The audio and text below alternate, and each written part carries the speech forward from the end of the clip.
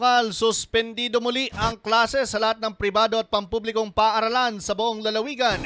Dahil naman sa banta ng sama ng panahon kasunod ng pagtataas ng Tropical Cyclone Wind Signal number 1 sa probinsya ng Camarines Sur. Ito ay upang makaiwasan niya mga mag-aaral sa anumang banta ng sama ng panahon, lalo't inaasahan ang mga pagbaha, flash floods at rain-induced landslides.